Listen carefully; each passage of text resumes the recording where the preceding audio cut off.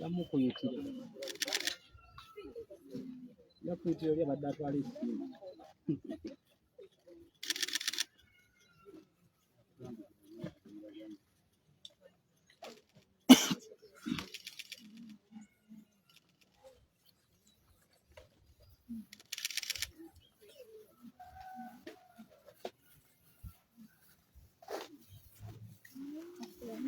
Good afternoon.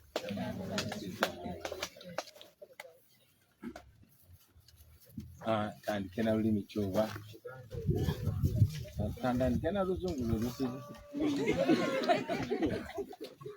Yeah, good afternoon, ladies and gentlemen, members of the press. Thank you very much for heeding to our call and being with us this afternoon. Today marks 61 years since our nation got independence, but unfortunately, out of that 61 years, 37 of those years have been marked with gun rule, with impunity, with dictatorship. And today, as the rest of the nation is supposed to be celebrating independence, we gather with the families of the victims of abductions, those that have disappeared, those that were killed, and those that are in prison for no reason whatsoever. With me here, I'm with the families of the likes of Semud Sini, Kalanzi, and the most recent abduction is our brother and your fellow journalist, Sesanga Bate, was abducted, and up to now, we don't know where. So we are here to reaffirm that we're not independent. Today, we're supposed to hold our prayers in solidarity with our missing and detained brothers. But as you saw, General Museveni has ordered the military and police to block us from our offices. Our offices in Kamocha, our offices in Bwaise have all been cordoned off by police and the military. As I speak right now, our leaders are in detention. Our Secretary General, Comrade David Lewis Rubongoya, our spokesperson, Comrade Joel Senyonyi, Bishop Tom Sange, our head of training, Pastor Mwanguzi, have all been arrested and they're in detention right now. You saw just a few days ago when I returned on the 5th, I was abducted, I was kidnapped from the tarmac of the national/international airport in Entebbe with utmost impunity. That is the state of affairs in our country, Uganda. For now, we won't substantially address the nation because now we are running up and down trying to secure freedom for our comrades. But in the coming hours, we shall be substantially addressing the nation and guiding on the way forward. I want to reaffirm that we are going to go on with our second phase of the national tour, and that is part of the communication that we were meant to do today, but we shall communicate it as soon as we secure safety and freedom for our brothers and sisters. I thank you, ladies and gentlemen. Tubaniriza basebo ne banyabo banamawulire olwaleero tubebaza olw'okuli omulanga gwaffe ne mujja muwulize bye tulina okwogerako eri eggwanga ate mubyongereyo eri bannansi bannaffe. Lunaku lwaleero nga 9 omwezi gw'Ekkumi mwaka 2023 wegiweze emyaka 61 bukyanga ensi yaffe Uganda efuna bwetwaze oba bukyanga kirangirirwa nti tufunye bwetwaze tuli independent. Nebigenda maaso mu ggwanga lyaffe byongera okakasa nti tetuli independent. Mwenna mwalabye lwe nakomyewo nga 5 bampambidde ku kisaawe ky'ennyonyi Entebbe era abantu bangi ne bakwatibwa abasukka mu 3. Olunaku lwaleero tuli wano era ffe nga bannaffe abalala bonna bajaguza ameefuga ga Uganda, ffe tubadde tuli bakusinkana okusabira obulamu n'emyoyo gy'Abaganda baffe abo bawambibwa abatamanyiddwako mayitire, abo abali mu makomera awatali musango, n'abo abaatemulwa. Olwaleero ndi n'ezimu ku famire z'abannaffe abawambibwa omuli ba Machete Yasini, omuli ba Semudu Michael, omwe muli Baddamulira John, omuli ba Kibalama John Bosco, omuli ba Sheriff Kalanzi, omuli ba Sanya Mudini n'abalala bangi nnyo. Naye ekyenjawulo ennaku ntono nnyo eziyise ne munnamawulire munnammwe muganda waffe omugundivu amanyiddwa nga Sesanga Batte naye yawambiddwa era paka kati tetumanyi gyali, tetumanyi gye bamukuumidde ng'enkola ya Museveni bweri. Tukivumirira ekyo ne sekikuvumirira kwonna era twagala okukakasa Bannayuganda nti tetugenda kuzikiza, tetugenda kulekerawo okulwanirira obwenkanya, okulwanirira eddembe lyaffe n'okulwanirira Bannayuganda bonna abave mu buwambe. Myaka 61 Uganda gyemaze bucyange funa bwetwaze emyaka 37 gye gyakagwako nga tufugibwa ku mudumu gwa mundu, nga tufugibwa omuntu omu General Museveni, nga Bannayuganda tebalina ddembe lyabwe. Tukivumirira ekyo. Saawa zino wetwogerera ekitebe kyaffe eky'offisi yaffe ey'Ekavule zonna zasaliddwako poliisi n'amagye. Abakulembeze bannaffe omuli Secretary General waffe David Lewis Lubongoya, omuli omwogezi waffe Joel Senyonyi, omuli akulira entendeka n'okusomesa abantu ennono yaffe gwe bayita Pastor Muwanguzi ne Bishop Tomusange omunaddiini bakwatiddwa era bakyakumirwa ku poliisi awatali musango. Ekyo no tukivumirira, naye twagala kutegeeza Bannayuganda tetugenda kulekeraawo, tetugenda kusirika, tugenda mu maaso nga tulwanirira eddembe. Era bino gavumenti ya Museveni byeri mukola njagala birememba malamu maanyi, wabula bibongere ate obugumu, mwongere okumanya nti ye ng'omumenyi w'amateeka abuliddwa ekyokukola ekirala okujjako okugenda maaso nga menya amateeka. Njagala bakakasa nti ensi yonna eyimiridde naffe, abantu abaagala enkyukakyuka okwetola ensi yonna bayimiridde naffe, n'amawanga gonna agakkiriza mu ddembe ly'obuntu ne mu demokrasi gayimiridde naffe. Tujja kujja mu bbanga eritali lya wala tubategeeze programu yaffe nga bagenda okutambula eya second phase. Olunaku lwa leero tuyinza obutayogera nammwe mu bulambulukufu kubanga tukyali kaweefube okumakinga sure bannaffe abawambiddwa n'abakwatiddwa bafuna eddembe lyabwe ery'obwebange nga bava ne mukomera. Mwebale nnyo, mwebalire ddala.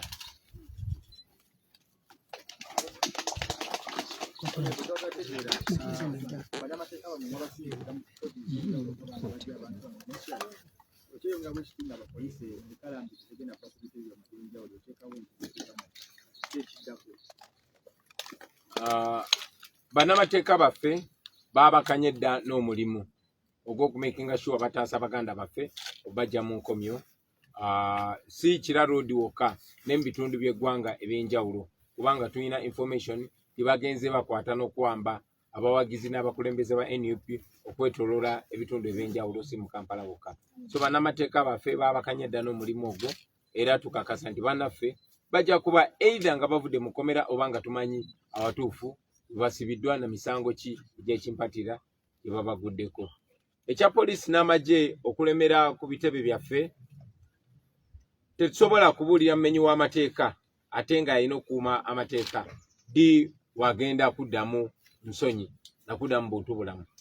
Naye tuze tukibagamba nti omuntu akunyigiriza tekigenda kuva mu buntu bulamu bwe alekerawo okunyigiriza, wabula kigenda kuva mu kwerwanako okwo gwe ng'omuntu okumakinga sure tibalekerawo okunyigiriza. Nawe kibuuze mu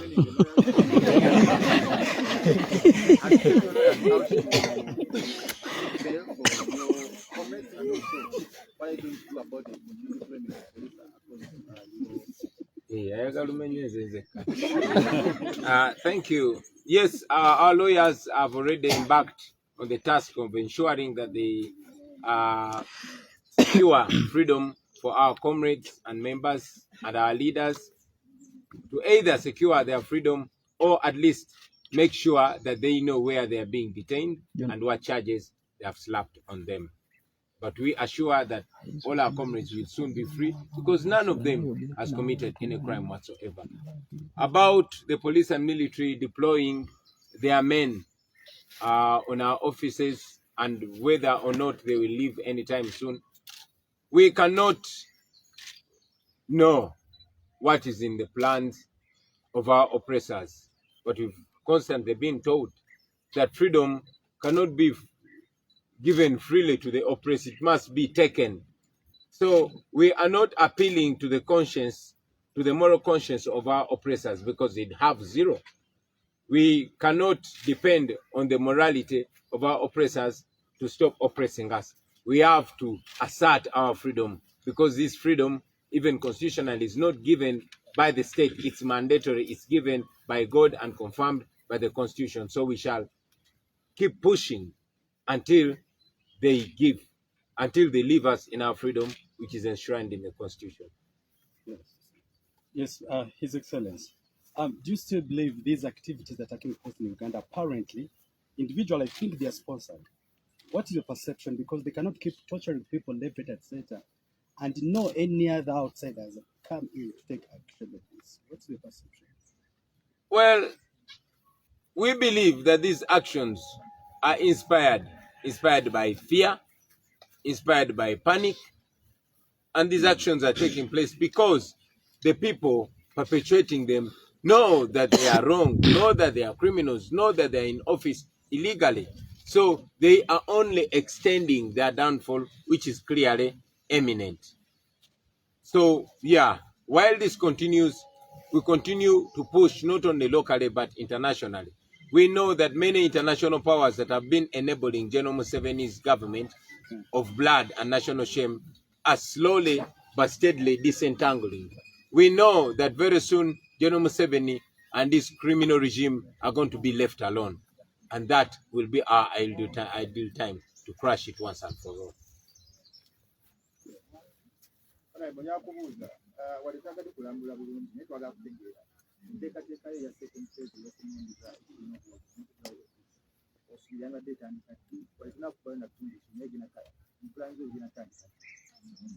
Programu yaffe ya second phase ebadde inakutandika ku Lwakusatu luno okwosa enkya, era tulinze bannaffe bonna bateebwe, then tugenda kuvaayo n'ennambulula entuufu, era yonna gye tulina okubeera batulinde tujja batuukako.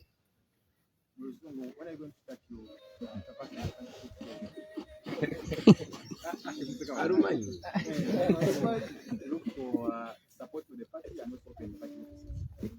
Yeah, ideally our second phase of the national tour is meant to start on Wednesday this week. Yeah, but with all this disorganization and our leaders in incarceration, we want to get all of them out, and we shall substantially communicate to the nation. Mr. President, my name is Jimmy from the New Vision.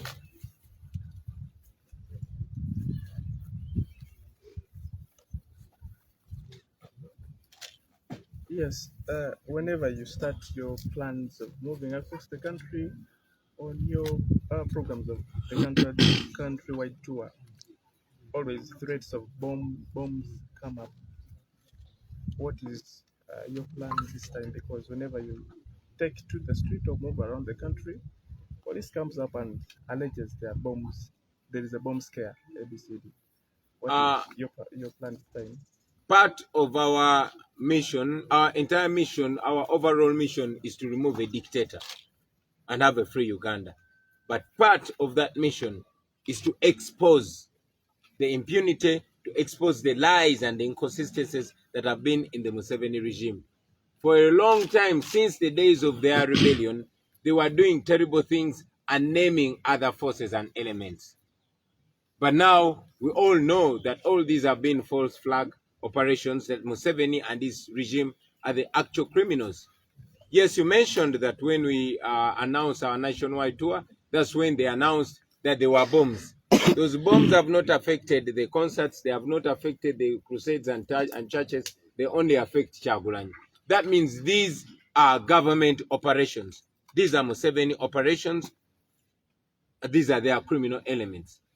So that should show us, bigger than what we're talking about, they should show us that most of the terrorist attacks are actually not, very distanced from Museveni and his criminal regime. And we should interrogate that further.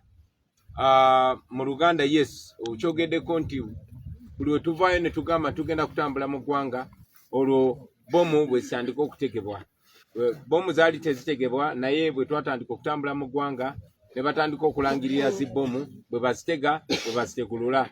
Ekyo no tekyatandikira ku mulundi guno neekubira mu biseera byabwe emyaka gy'ekinaana nga bakyali bayeekera, era mujjukira nti ebintu bingi nnyo byabeerangawo ng'okutemula abantu kujja ne kubaawo ne bagamba abajaasi b'obo tebabase. Paka Kayindo Tafire bwe yavaayo amazima ne gamuserera n'ayogera nti bwe baatemulanga abantu bakyayise obote. Ekyo nno kitulaga nti kisobokera ddala okuba nti bwe batega ne zibbomu zino nga bwe bazitekulula batiisetiise abantu. Omuntu bw'oba osobola okwambala uniform ya Civil Aviation Authority n'ojja n'owamba omukulembeze ku kisaawe ky'ennyonyi, kisobola okugaana okwambala ng'aba ADF n'ogenda n'otemula abantu e Kasese. Ekyo nno njagala bannayuganda batandikirawo okufumiitiriza bamanye terrorist omutuufu y'ani era baani ababadde batemula abantu baffe. Yes, Mr. President, eri ttiimu y'abannamateeka b'ekibiina ekya National Platform batuuseewa eri abantu abaabuzibwawo, abaafa, abasibe n'abatannaba kulabika kati kumpi emyaka 2-3. Weebale nnyo, ekyo ekibuuzo ndowooza kankiddemu ku lwa famire z'abannaffe abaabuzibwawo n'abo bali mu makomera awatali musango. Yes, kyanaku bannaffe abasinga obungi bali mu makomera awatali musango. Era ng'oggyeko amakooti ga wano ge tutalinamu ssuubi, Museveni twamwalawala ne tumutwala mu kooti y'ensi yonna gye bayita International Criminal Court. Era kati waliwo n'emisango emirala egyagala omuggulibwako. Nyina n'emikwano gyange oluvannyuma lw'okumpamba ku kisaawe juzi, waliwo n'emikwano gyange bannamateeka okwetoola ensi yonna baagala kutwala Museveni mu UN bamuguleko n'omusango omulala. Twesiga amakooti ga nsi yonna kuba tumanyi nti Museveni gaatya. Nabagambako bannayuganda nti gye buvuddeko emabega okulaba nti Museveni yatya okutucyankalanya nga tutambula mu okwetoola eggwanga, si kuba nti yali akyusiza empisa ze, ne kubanga akazito k'ekkooti y'ensi yonna kaali kamutuddemu. So njagala okutwala omukisa guno okuzzaamu amaanyi famire z'Abaganda baffe abaawambibwa, abasibiddwa makomera awatali musango, n'abo abaatemulwa nti tebinnaba kuggwa. Obwenkanya bujja kubaawo kubanga ekkooti gye tukolagana nayo ate yo y'amaanyi okusinga kano ka gavumenti ka Museveni ne babbi banne. Njagala obazzaamu amaanyi nti temugooka, temutya, temugwamu ssuubi, temwerabira abantu bammwe. Abo bantu bammwe, baana bammwe, babba bammwe, bataata bammwe, ne naffe Baganda baffe.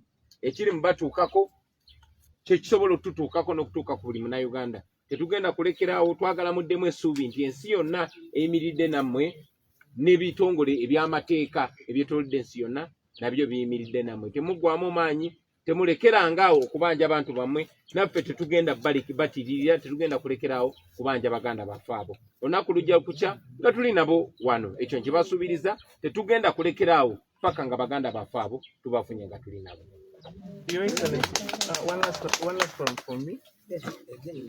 No, the last one from me. You plan to embark on the tour immediately your members are released. You've been to the east, to the north, and to the west. We shall be communicating the detail. Today, it was mainly to talk about njagala olunaku lwa leero tuli dedicating oba tuluweereze Baganda baffe abo abali mu makomera awatali musango. Njagala olunaku lwa leero essira tuliteeke ku Baganda baffe abaabuzibwawo abali mu 10 awatali musango.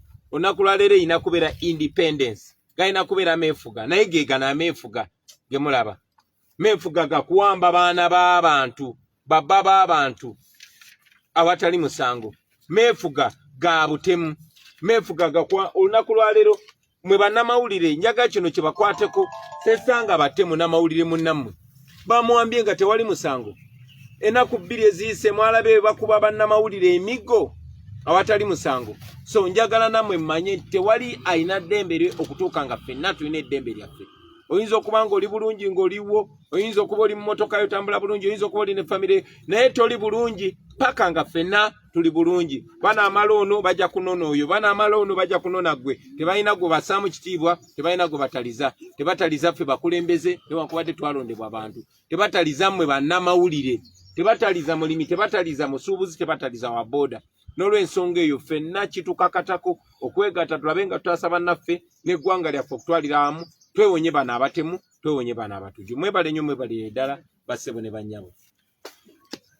Banaye mwebale. mujja kumulekamu ne president ajja kubeerako ne family a few minutes nga tewali cameras nenda mutulekemu titujja kuwa bite ndidi nti omusogo naenda eno bite kana mukobere mu lusoga mwina lukobye ya